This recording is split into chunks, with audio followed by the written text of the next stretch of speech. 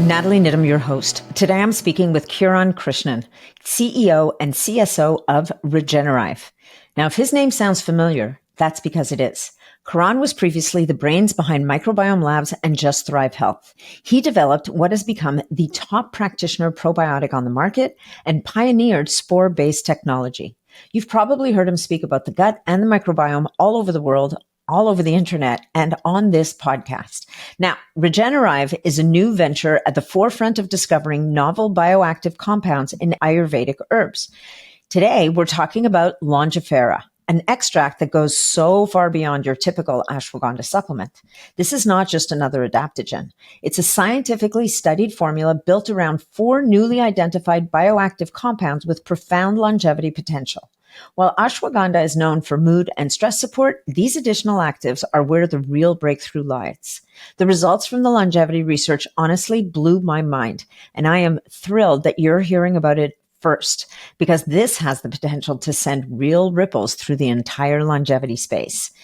If you want to get your hands on it for yourself, it's regenerive.co and use code NAT25 for 25% off your purchase. This episode is brought to you by Troz from Transcriptions, NAD Plus from Qualia, and Manukora Honey, all with special offers just for you, the listeners. See the show notes below for details. Now, enjoy the show. Welcome, Kiran. Thank you. It's great to be here. It's great to have you live and in person. Thank you so much for making the trip. Of course. Today, we're talking about something very different than what you normally talk about. I mean, you're known as the microbiome guy. Yep. You're like, you're that guy, but you've kind of started a new venture, and it's tapping into a whole other area of, some people might call it alternative medicine. I would call it ancestral medicine. Yeah.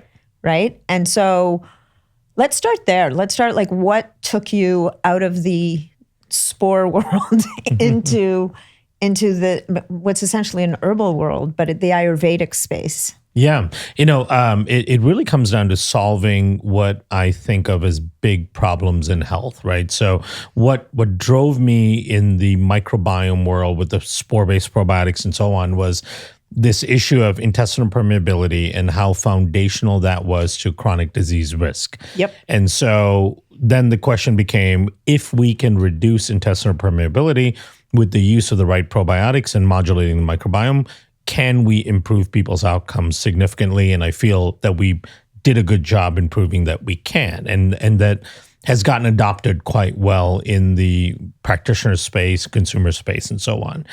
Then looking at what are the other problems to solve, right? So then I built a company, sold a company in that space, and then had the freedom and the luxury of exploring other areas. One of the areas that I thought with our group out of India that I'd worked with on the spores as well, that really needed attention was herbal medicine, right? And for a couple of reasons. Number one, herbal medicine is so powerful. Right. Yeah. But it has to be better defined. It has to be better controlled. It has and it has gone through phases of people abusing it in a way, meaning doing less than what I would call out of integrity, like looking for shortcuts. Is a great word, looking for shortcuts, going, let's just take this plant, smush it together, and here you go. Put it. And people, we went through this big phase where the vast majority of herbal products on the market didn't meet genetic identification as being the right herb to begin with, right? Yeah. And then components, like from what component of the herb, of the plant, do you actually extract the actives? How well are the actives identified? All of those things matter. And then how are those plants grown, right? Where are they grown? Who's growing them? What is the deal with their with the people that are managed with and tasked with growing and harvesting those plants and all that? So there's a lot to think about there.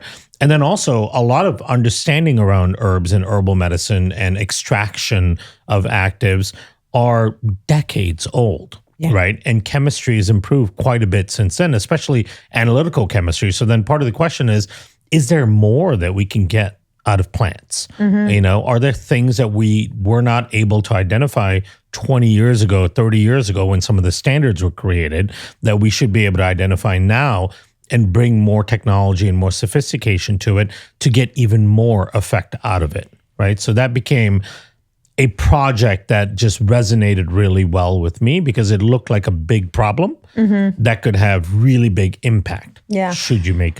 I think what's so interesting about this also, like when I went back to school, I took an herbal medicine course, and even time of day that you harvest a plant has a huge impact on the bioactives of that plant. So when you mention about the people that are harvesting, the people with the conditions that the plant is being grown in, all of these things have a material impact on the expression of what we're going to get. But the other piece of the puzzle, and I think this is where people really get into trouble with these things, is that much as there are beneficial compounds in traditional herbs, there are not so beneficial compounds in the traditional herbs. And when you get people who are kind of not as knowledgeable as they need to be in the space, and they're like, well, if the root's good, then probably, I can take the stem and the leaf, or, what else can I, and both sometimes not maliciously, other times trying to cut corners. Right. And we're going to talk about that specifically for the one herb we're going to focus on today. And then these herbs end up getting a bad rap. And I think what's really funny is the range of responses we get on herbal medicine is it doesn't work, or it almost killed me, right? Yeah. And somewhere in the middle, when you look at a discipline like Ayurvedic medicine, and you see the profound effects and benefits that you can get from these herbs, and that so often don't translate into the supplement you buy wherever you're going to buy it, is how do we close that gap? Like, how do we help people to understand what is it that you're looking for? Where are the pitfalls? And how are we finding, and I'll say it now, we're talking about ashwagandha. How do I find a bottle of ashwagandha for $12 online? And then some guy is asking me to pay $80 online. Well, he's clearly ripping me off, and this guy's clearly just, growing an ashwagandha plant and doing the thing. So there's about 47 questions embedded in. Yes. I'm going to let really you pick and choose. Well, so let's go back to the components of the plants, right? So when you look in the Ayurvedic text, the way they prepare the tinctures and the herbs is very specific, right? And that's probably come through years, decades of trial and error, right? And the Ayurvedic practitioners have meticulously documented the way they prepare things, because if you don't prepare it right, it's either not effective or it can even be problematic, right? It's in that spectrum, as you said. But if you're done right, it can be incredibly powerful. Most of modern medicine actually, in one way or the other, stems from phytochemistry, right? A lot of compounds that are used in prescription medicine were discovered first as phytochemicals, which are in plants, and plants produce a really complex set of phytochemistry. So let's talk about that with regards to Vidana somnifera, which is ashwagandha, as most people know. So ashwagandha as a plant has, of course, the roots, the stems, the leaves, right? Those are the main components of it. And many of the active ingredients, which are categorized as vidanolides and vidanosides, are present in both the roots, the stems, or all three, roots, stems, and leaves. The stems and leaves are considered what we call the aerial parts, right? Yeah. Now, because the roots and the stems are also exposed to different things, right? The roots being under the ground and dealing with microbes and nitrogen and all that stuff, and the aerial parts dealing with UV radiation and bugs and all those, they also end up expressing different things. And so what the aerial parts of the plants end up expressing are compounds that can be potentially toxigenic, right? And the reason for that is because it's protective of the plant, the part that's exposed to the environment. The roots, on the other hand, don't express those compounds. So the vidanolides and vidanosides, the actives that you want, are present in all of those parts, but the aerial parts happen to have additional compounds that are potentially toxigenic, right? And so when you look at the Ayurvedic literature, they are very specific that you only use the roots, right? Now, when you look at commercial products, they standardize the products to the total vidanolides and vidanosides in the product. It's 2.5%, 5%, 7%, whatever it may be.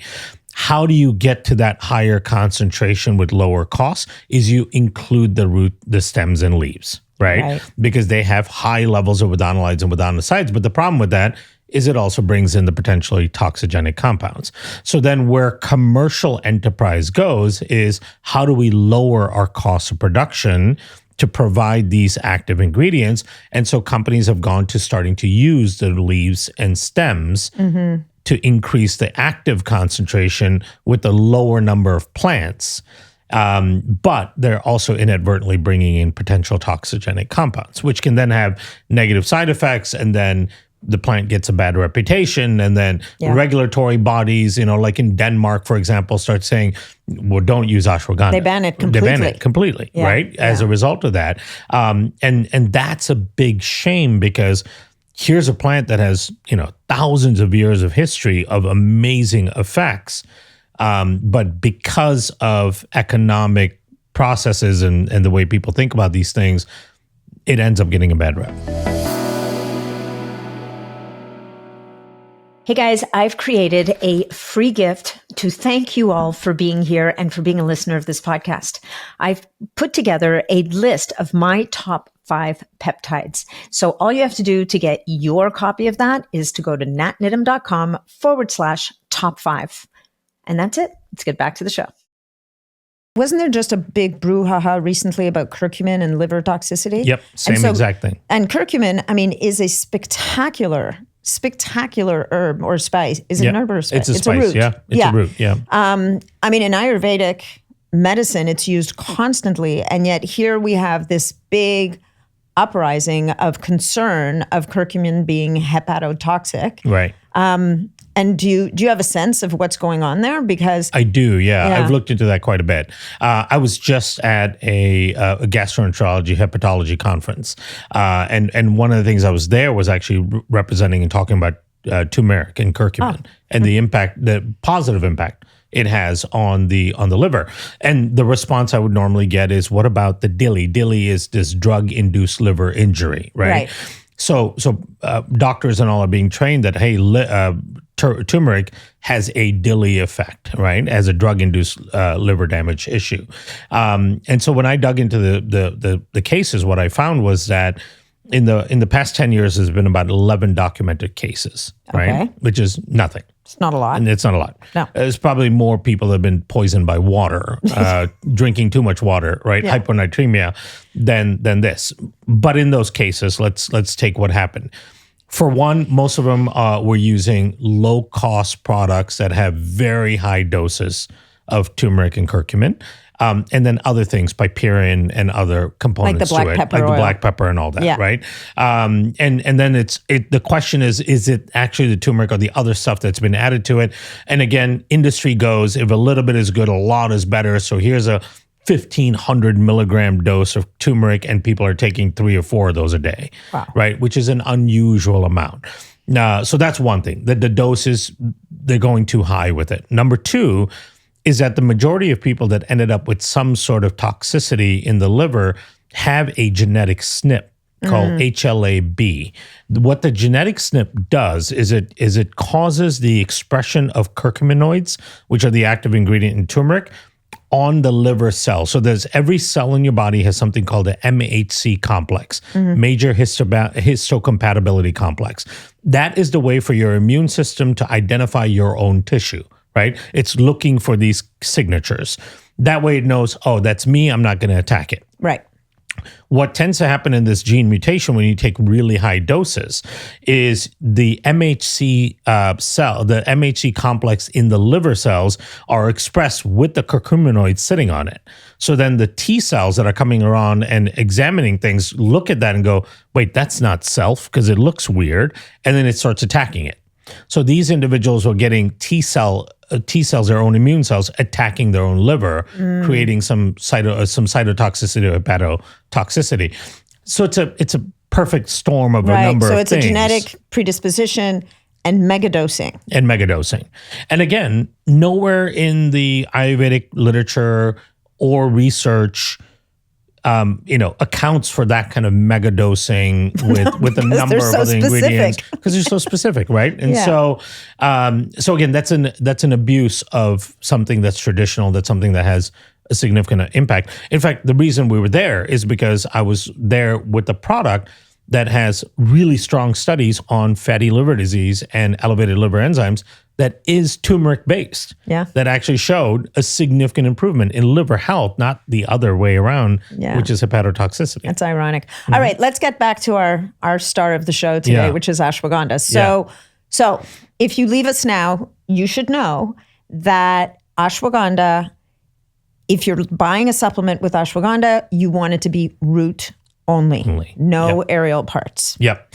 And cost is a bit of an indicator of that, right? So one of the ways in which people get the cost of ashwagandha down, companies do, is by adding the aerial parts, because you can get to that desired withanolide level with a fewer number of plants. Right. And so, what may take you, 10,000 plants might actually now take you 5,000 plants. And so your costs go way down. Yeah. So if you're finding an ashwagandha product on the market and it's like you said, $12 a bottle, $15 a bottle, you're like, all right, maybe there's something wrong here. Yeah. Right. And with supplements, I often say you kind of get what you pay for, 100%. right? We know that in the supplement industry.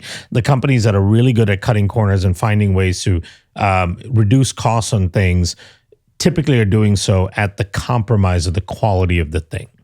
Right. And so that is an important message to put across. So what made you look at ashwagandha specifically? Because you did a deep dive on ashwagandha. And we did. Yeah. So what made you pick ashwagandha? So it's such a dynamic plant, and it has so much history of use. And the way it's identified right now is that in order for it to be an ashwagandha that has what are the known adaptogenic effects, right? So these are the mood balancing effects, and there's some hormetic effects within ashwagandha as well. Those are identified as being a result of 7 active ingredients that are in that withanolide category, right? So there are 7 actives that are well known and established as U.S. pharmacopoeia standards. So it's filed away in the literature and filed away in the regulatory world. And if you wanted to produce an ashwagandha that matches what the known efficacy is, you'd have to have these 7, right? Now, our simple thinking was that this 7 was established 30 years ago, 40 years ago. Analytical chemistry has improved quite a bit since then. That's probably more than 7, right? Because this is a plant, and plants are highly complex. So we started digging into that absorption spectrum, which means the range in which you can identify actives and the types of actives. We started digging in to see, are there actually other actives in there as well that haven't previously been identified, that we could potentially isolate and study, right? And so we did a revamping of the chemistry, of the analytical chemistry. We started looking into the plant, and sure enough, we found that there are way more than the 7 within that absorption spectrum. So we started identifying new actives that have never been described before. And then we said, well, but maybe incidentally, these are in the supplements, right? Because maybe they come along with the other withanolides and withanosides when you extract, right? And so we started checking all the supplements on the market. They didn't have any of these actives in it. So we said, all right, let's look at the chemistry of these actives. They are quite a bit different than the 7 that are known, which means that the traditional and the existing extraction methods don't actually pull them out.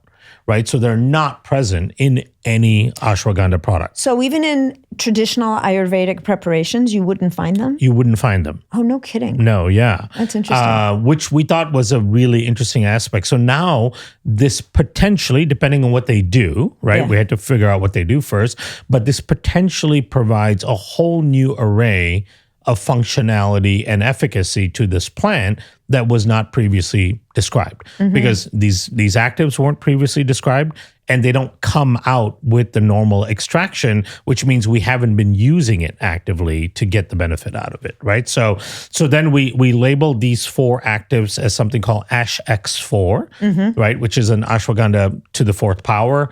The idea is that these actives are really, really unique. They're within that spectrum of withanolides and withanosides, but haven't been described before, right? So then the next question is, what do they do, right? So we started doing some in silico modeling. In silico modeling is basically where you use AI generated clinical trials inside the computer to So cool. identify and figure out what the molecule potentially does. Now, the step before that is you have to isolate the molecule. You have to do NMR and all of these really complicated chemical analysis to figure out what the three-dimensional structure of this molecule is, right? And how it compares to the other actives that are known. So now we know, okay, from a three-dimensional perspective, they are different than the other actives. So they likely do different things. They likely fit in different receptor sites and so on. So they have different function. Then once you know the three-dimensional structure, then you can do the in silico modeling that gives you a guess as to what they may do. And the reason you do that is because you want to narrow down the scope of where you look. Like, where am I looking? What am I looking for, right? Yeah. And so sure enough, what we found was that early indications that these would have potentially profound effect on longevity, right? Now, how do you know that? How do you look at that, right? Longevity is one of the hardest things to measure because if you really want to understand longevity, you have to wait, right? A long time. Right. How long did you actually live? So that's also not then you practical. need to clone yourself and see how long you wouldn't have lived. Exactly, in a placebo trial, right? Yeah. So then you start looking at biomarkers that are well associated with improved cellular function and longevity and a attenuation of age-related degeneration, right? Yeah. And so these markers are telomere lengths, right? So these are on our chromosomes. We have these non-coding regions at the bottom. And lots of studies have shown in the last, say, 30, 40 years that as you age, the telomeres shorten. Yeah. And as the telomeres shorten, your DNA, your genetic code becomes less and less stable. And that creates more mutations and dysfunctions in cells and so on. So telomere lengthening has been always thought of as this fountain of youth, right? And so that was one thing we were looking at. And then the expression of these really unique proteins and enzymes called sirtuins, right? SIRT1 to SIRT7. There's about 7 of them that have been identified. And their upregulation is associated with healthier aging, cellular function, metabolic function, DNA resilience, all kinds of stuff, right? And those have been fairly well established. They were originally found in yeast. There's an analogous protein and enzyme in yeast called SIR proteins, SIR. And what they found is that when you upregulate those genes in yeast, the yeast live way longer. Right, and are much more resilient to outside stresses and all that, and that was in the 1970s, and since then researchers have found homologous versions in humans, and they termed them SIRT proteins, SIRT, like the SIR proteins initially found in yeast, right? And so now we're looking at some of these things, and then there's other markers like NRF. Which is your own antioxidant system, which is really important. So we started looking at these markers and we're like, okay, there's signs that these markers would improve.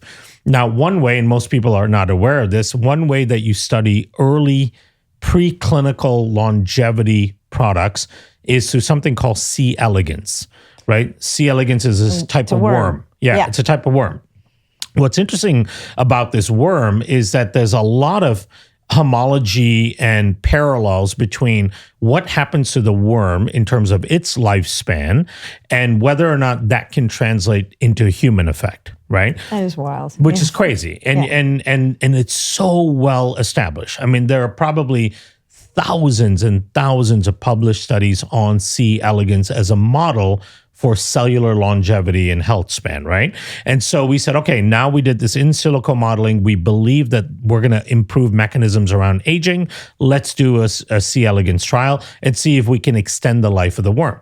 Now, what's the beauty of the worm is that they don't live very long to begin with, right? So when you culture the worm and you feed it different things, you can see how it affects the longevity. Typically, the worm lives around something like 40 days.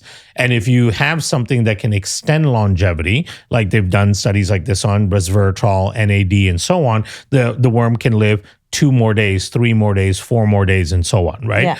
So that was what we did next. And we saw about a 25% extension in the longevity of the worm. Wow. So it lived like 50 days. Yes. An extra 10 days. An extra 10 to 14 days Wow, on most of them. material. There were some worms that were non-responders, which was really interesting, right? So, but about 75% of the worms responded and lived longer when we added in the Ash4 complex. Now, this is just for the Ash4 complex, the 4 new actives, because the other ones don't do this stuff, right? The other ones still have the old ashwagandha effects of adaptogenic mood alterations and so on. And so we said, okay, so we have in silico validation, meaning good scientific rationale that this has impact on age-related biochemistry. The C. elegans trial is very positive. Then let's do other in vitro studies. So we started looking at neuroblastoma cells and other types of cellular models where can we prolong the life of the cell? And can we prolong outputs of the cell that are indicative of better life, right? So like ATP production and antioxidant systems and all that. We did probably 4 studies on that. We saw in all types of cells, including neurological cells, muscle cells, and so on, we can prolong the life of the cell as well. As much as the C. elegans? Or? As much as C. elegans. It ran in parallel. So like around a 25% improvement. Exactly. And we looked at a number of different ways of this, right? So we looked at number 1, gene expression, right? Are we affecting gene expression of genes that code for proteins that extend the life of the cell?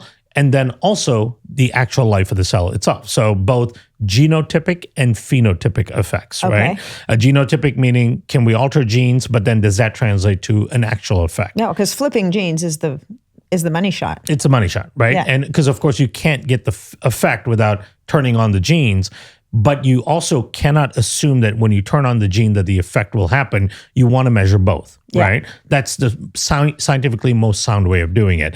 And the fact that the data correlated so well with what we saw in C. elegans was really promising, right? So then we said, okay, let's do this in humans. It's time. Let's go to humans, right? And so we did. We did a very long, large-scale trial. This was a 6 to 12-month trial. Wow. And you have to do it that long because in order to really see the profound effect of all of these changes, you need time. It can't be a 30-day study. It can't be a 45-day study. So we did a randomized placebo-controlled trial on individuals. These were not chronically ill individuals, but they were aged population, right? So define aged. I think these were mostly people, if I'm not mistaken. If you say over the age of 35, I'm going to slap you. This was 55 and above, I believe. All right, fine. Yes. 55 and above.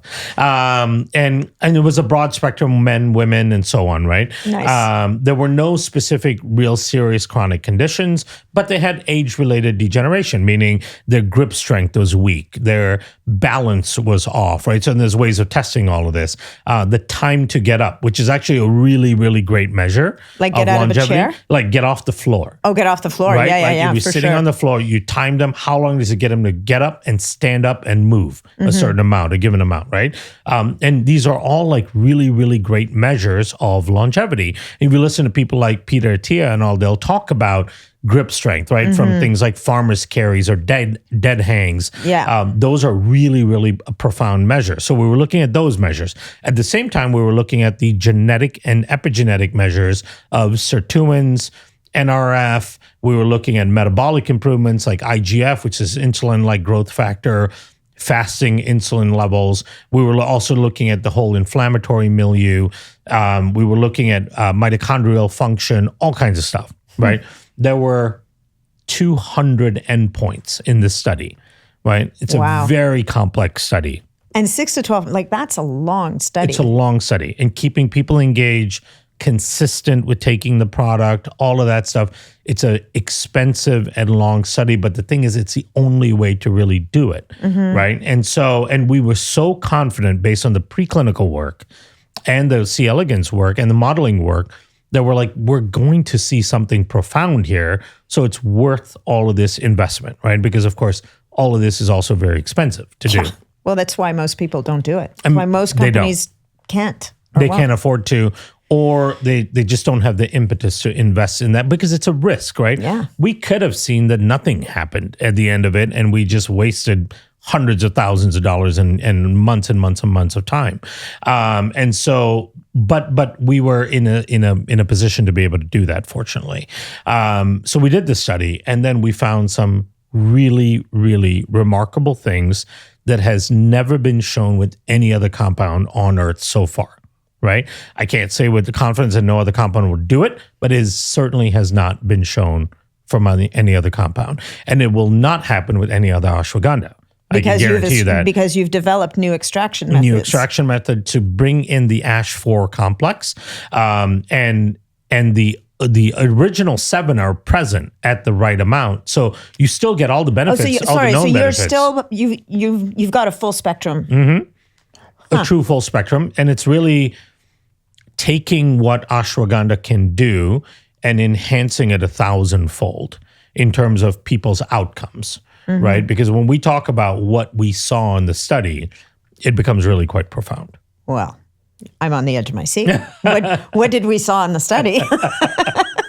I'm dying to hear. Because we're affecting essentially a lot of the hallmarks of aging here. Yes. Shortening of telomeres is a major hallmark of aging. It is. Oxidative stress. Yep.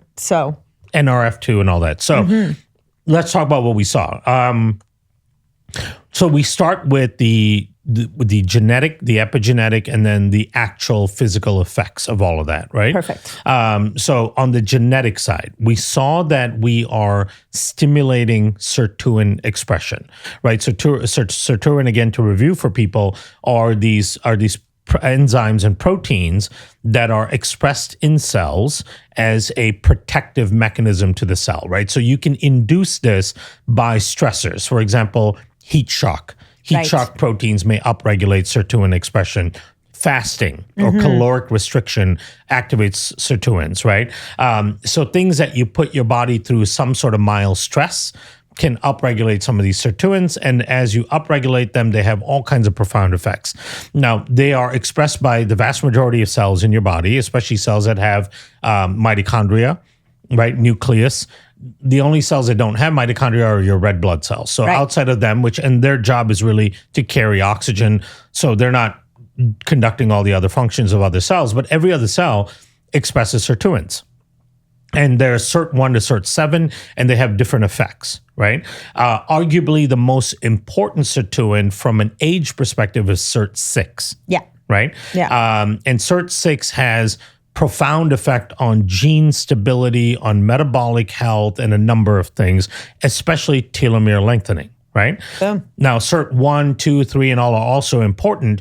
And when you look at all of the studies on compounds on anti-aging, like NAD, NMN, resveratrol, they've been able to show an indirect upregulation of sirtuins, many of them through upregulating NAD to a certain degree, because sirtuins are NAD-dependent compounds.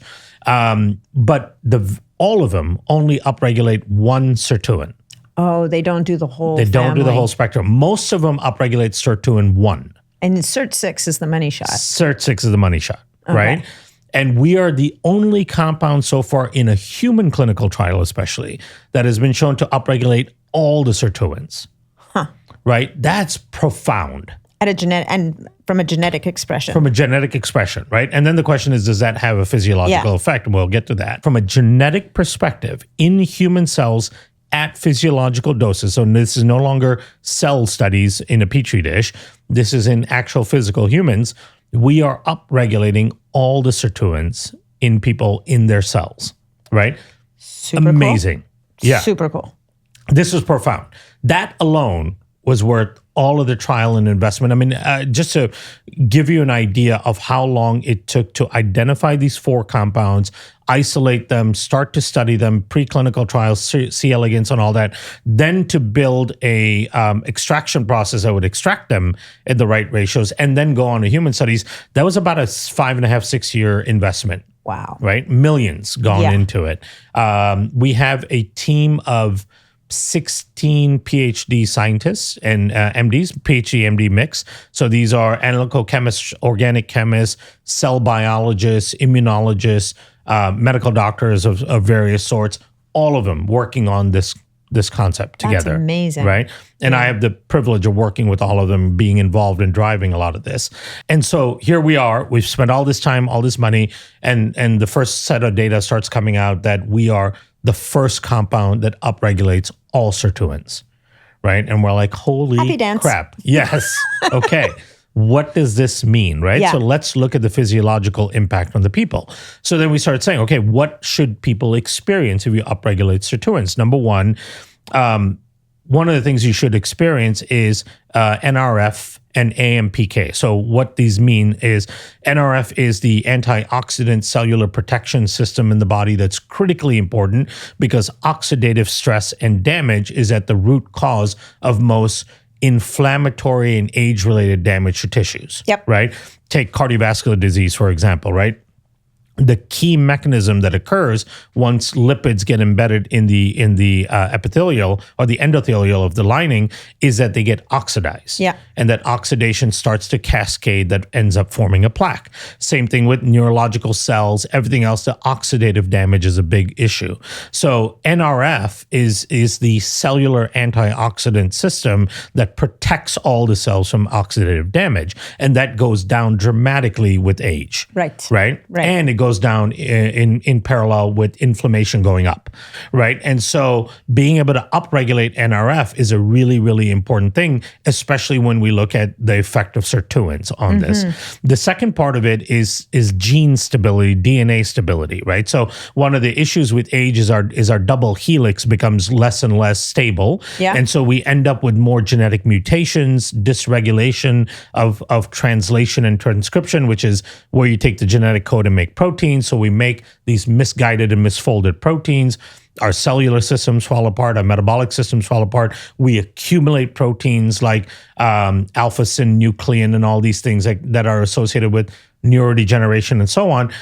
And so you want genome stability because you want to be able to replicate and regenerate cells, right? We talk a lot about stem cells and the importance of stem cells as a potential tool as an anti-aging tool.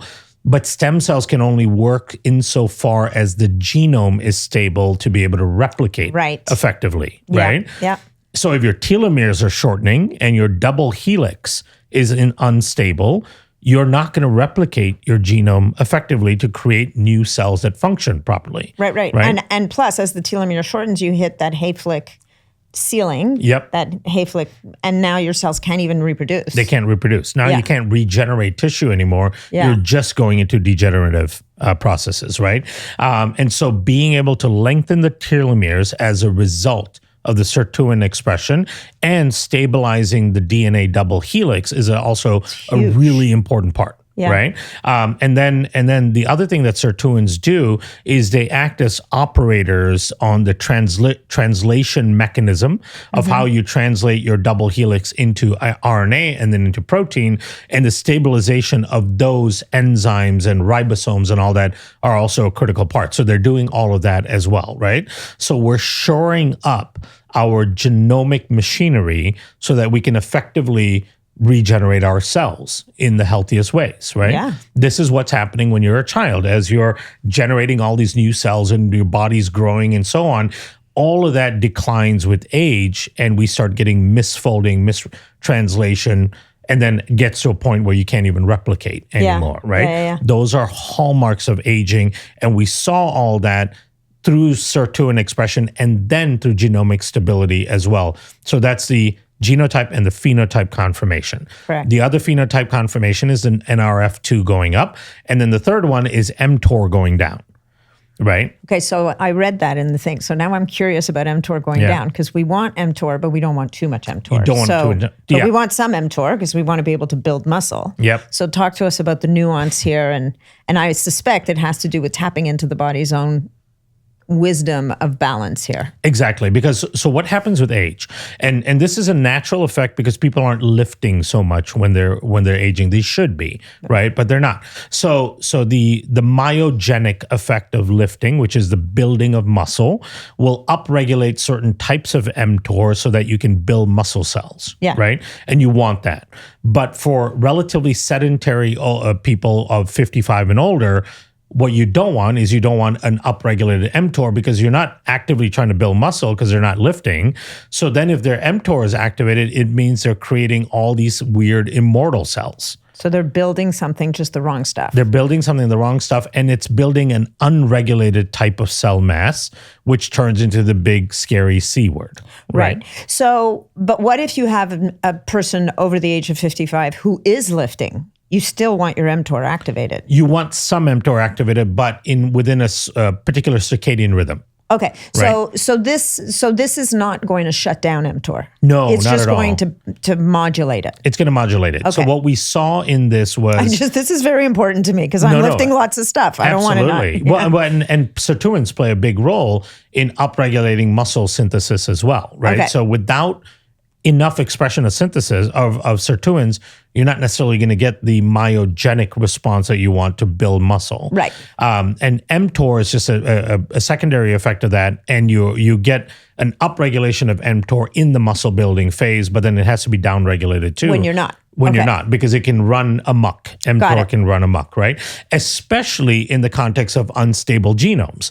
Because then you're like, well, you're going crazy rebuilding cells, but you're genetically unstable. So what are these cells, right? What are these, the mutants of your cells that you're creating, right? So from a age perspective, that is the picture you want to see, right? So you want to see an upregulation of sirtuins.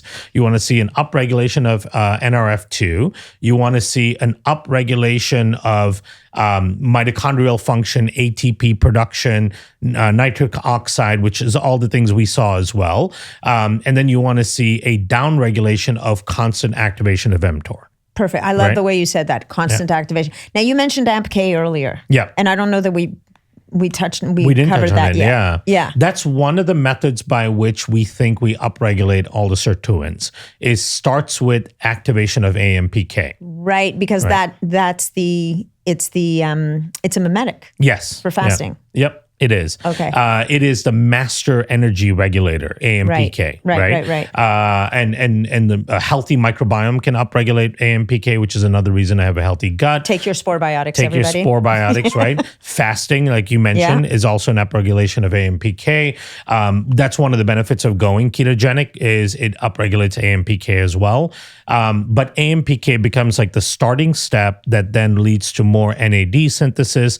NAD synthesis will help propagate more sirtuin expression, because these sirtuin proteins are NAD dependent. Yeah. And so that entire cascade we saw activating in these individuals. So we're not just upregulating sirtuins, we're upregulating AMPK and NAD.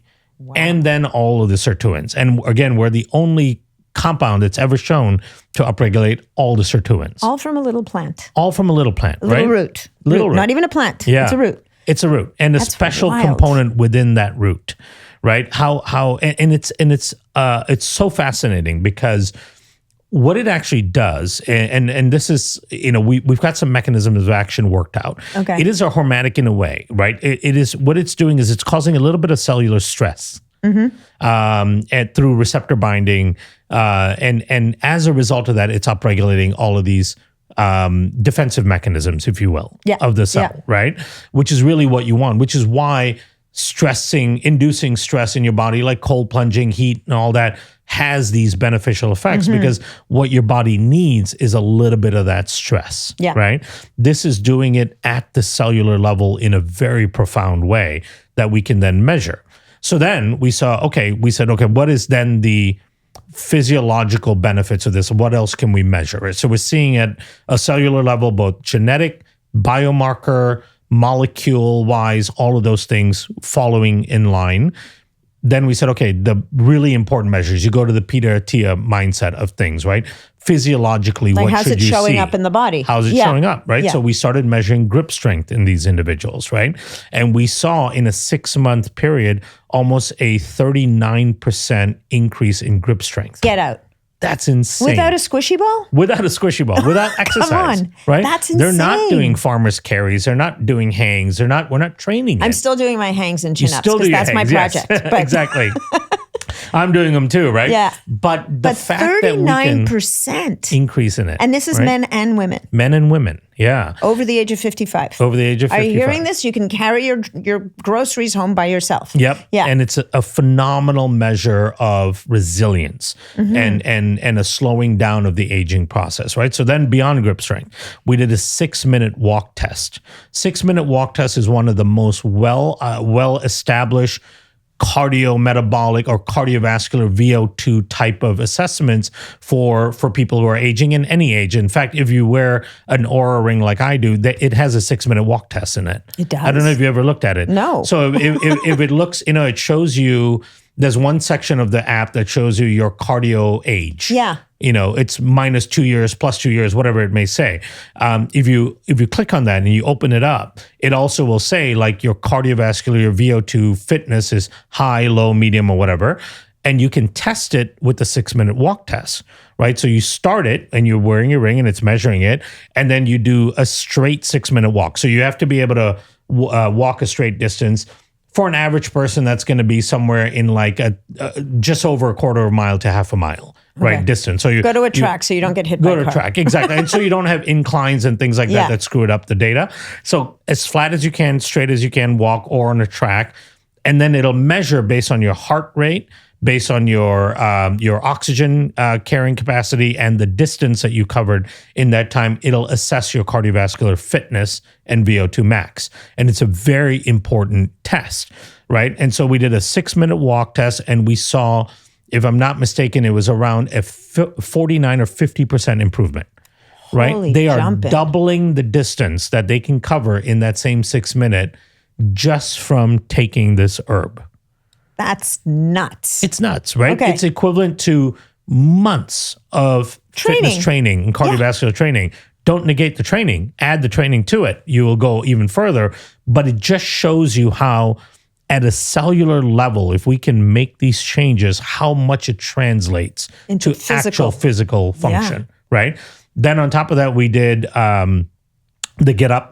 We talked about earlier, get off the floor test. Yeah. We saw somewhere around a 40% improvement in that as well. Huge. Right? Which is huge. And the time it takes for you to get up and move a little bit, right? Huge measure of age-related functionality.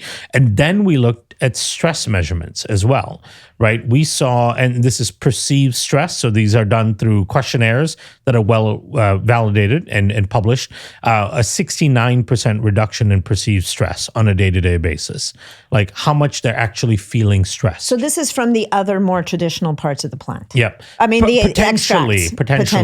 But we know that sirtuins play a big role in stress modulation. Oh, right. And so like so maybe you get an additive effect. Exactly. You're getting that additive effect, I think. Because even from the more traditional parts of the plant, I don't think the literature has ever shown almost a 70% reduction in stress modulation, right? So I think this is a combination of the sirtuin activation as well. And then the metabolic benefit of reduce IGF-1, insulin-like growth factor, and reduce fasting glucose as well, and fasting insulin. Right. Okay, so I'm going to take you back to IGF-1 because, again, IGF-1 is a proxy we use to measure growth hormone. Yep. Right? And I think it's going to be the same type of nuance as mTOR. Yep. We want some, enough to be able to repair, but not so much that we start growing stuff. Right. So again, we're talking about modulation of IGF-1. Modulation, especially in parallel with an increase or decrease in fasting glucose and insulin, right? So, because what tends to happen is so they become more metabolically healthy. Healthy, yeah. Which we now know, through a lot of work that's been done at Harvard and other places, that insulin resistance, from a metabolic perspective, insulin resistance is a big indicator of unhealthy aging and a driver of other processes that start to fall apart. Right. So if you can start to see in an individual at the cellular level, sirtuins, NRF, oxidative stress, all that being modulated, and then physiological level, grip strength improving, walk test improving, all of that stress going down, and at the same time, we're improving insulin sensitivity, right? We are really revamping this individual's risk of age-related dysfunction. It's insane. It's insane. And all of this was seen from this one plant. And so this is super exciting for us, right? And people may be asking, what is this product called? Well, it's so the active ingredient's called Longfera, Longefera. The brand that the product is available through is called Regenerive. And the whole idea behind Regenerive is about regenerating and reviving mechanisms within the body. Name. Good right? name. Yeah. And so it's easy to remember. And that's our whole thesis with our plant-based investigations. We have another plant we're working on called Darbergia ciso, which is on bone health. We've got 13 studies, including 2 papers published in Nature on it. There's another one called, it's a combination of boswellia and celery seed for regenerating cartilage. So there's a whole bunch of stuff that's in the works and that's kind of going on right now. But this one, this Longfera in Regenerive, is so exciting because one of the top themes right now in medicine is anti-aging medicine, right? If you look at, in our world, IFM, Institute of Functional Medicine, A4M, all of it is about longevity. Oh my God, longevity people fast. are replacing their plasma. They're infusing themselves with stem cells and exosomes, and then the stuff inside the exosomes. But imagine that you can actually flip those genes the other way, which is not to discount the other stuff. Yeah. But imagine if you flip the genome to a more youthful expression and you do this other stuff. Totally. Yeah. I think it's number one, it's an additive effect to everything else that you may do, right? Yeah. If you're trying to create physiological stressors, say from cold plunging or saunas, or trying to stimulate cellular mechanisms through light therapy and all those are all fantastic things. But you need to be able to ensure you can upregulate the genes in the cells that create the effect. And we are ensuring that, right? So I would say if for anyone that's interested in biohacking, anti-aging, any of that stuff, you want to start here because this ensures that at a cellular level, we can turn on the mechanisms that'll give you the benefit from all the other things that you do. That's amazing. So, did you measure telomere length? We did, yeah. So we lengthened telomeres. You did? Which is amazing, yeah.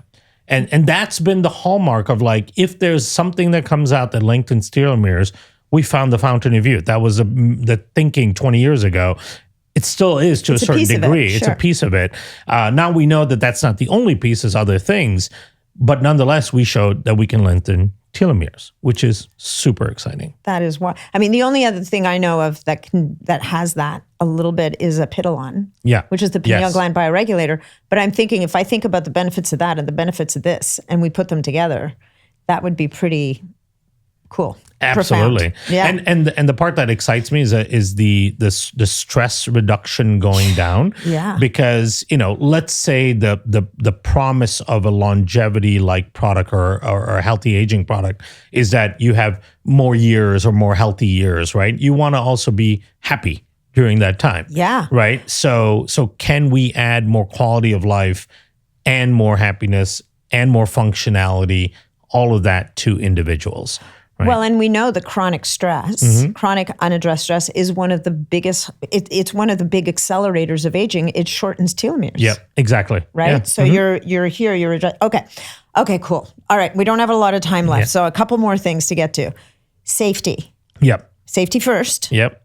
Talk to me. Of course, yeah. So when you identify these compounds, one of the first things you need to do, well, first we wanted to identify, do they have any biological function? Right. Then next, before you go on to human studies, you need to conduct safety studies. So we have, I think, 2 or 3 published safety studies. Now, the reason being published is important is because from a regulatory standpoint, you're allowed to do internal safety studies, right? Right. And there's a standard array of safety studies that you do. So these are what they call feeding studies, cytotoxicity studies, genotoxicity studies, and so on, that are like the basics to know that the compound is safe. It's not going to cause any issues.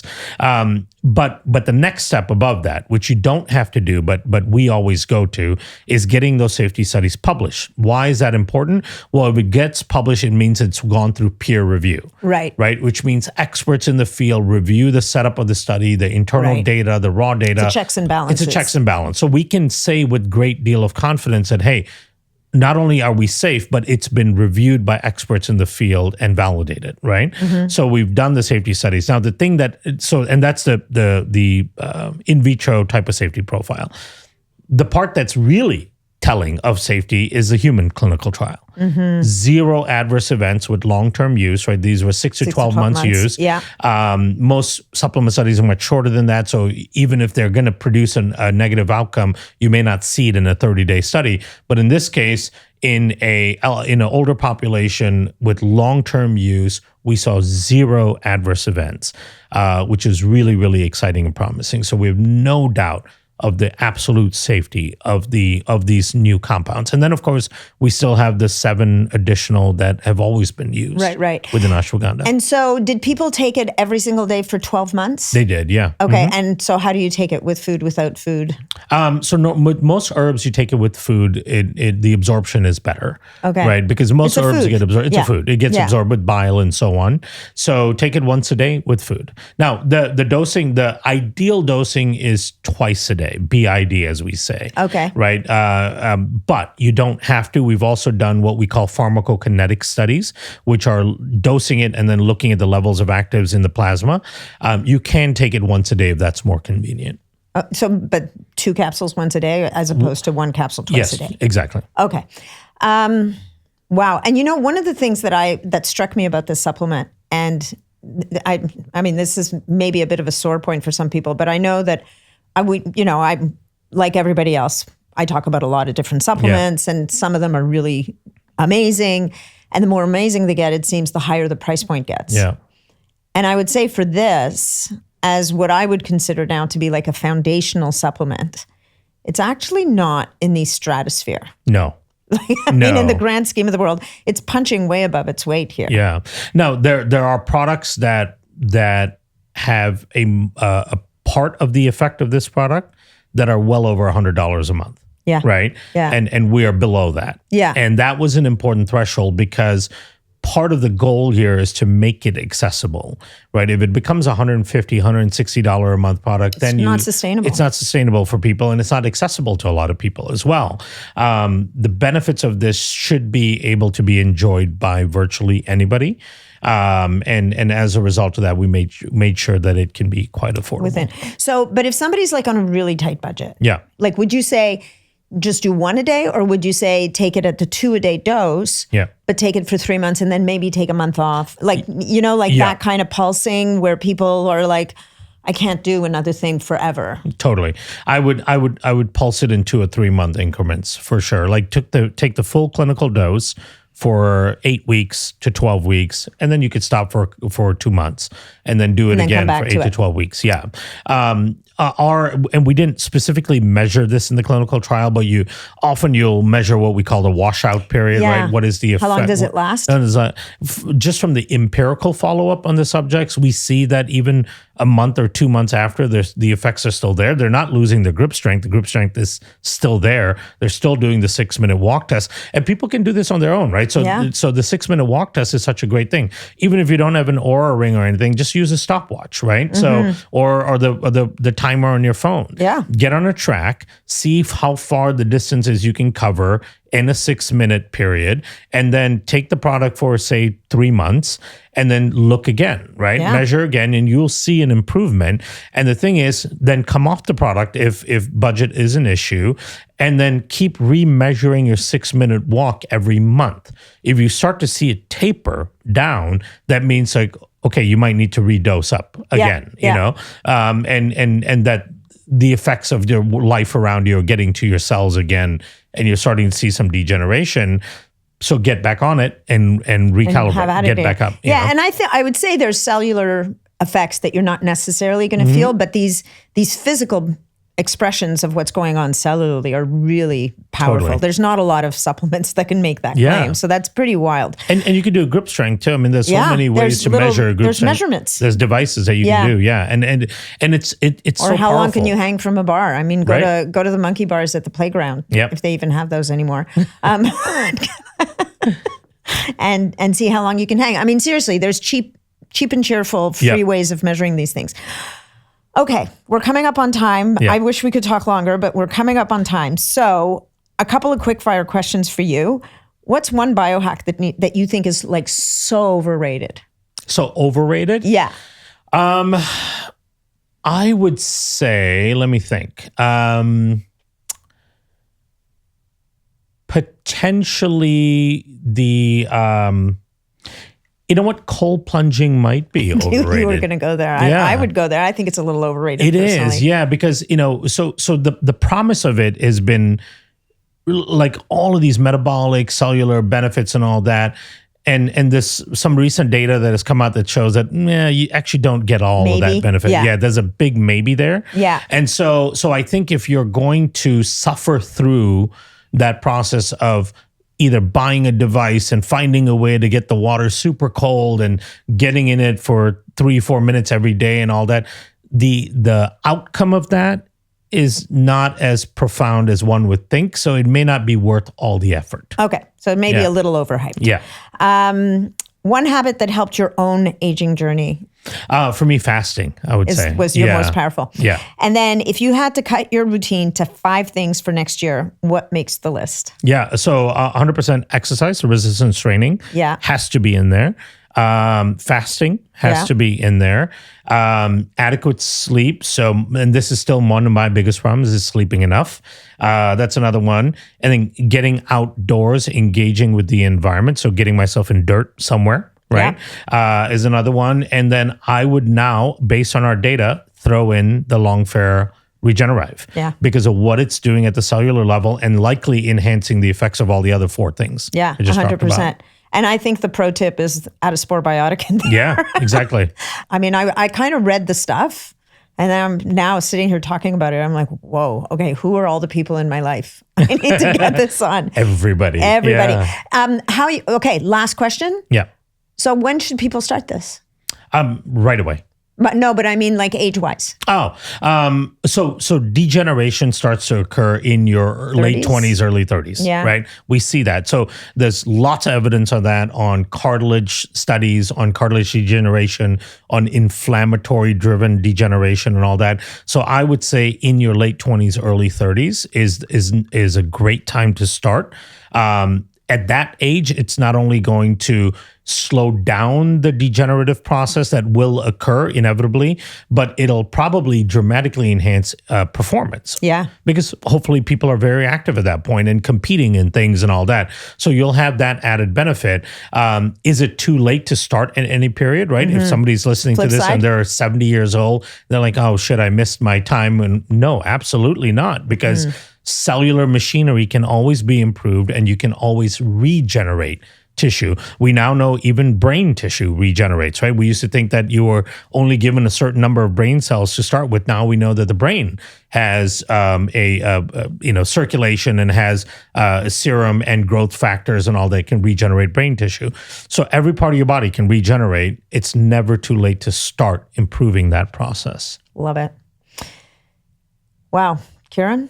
Thank you. And I think what we're going to have to do is another episode down the road on the 3 herbs. Yes. We're going to have to do all 3. For sure. Because the little bit I know about the other 2 and they're all part of the package. They are. So thank you for this. Thank you for being here in person.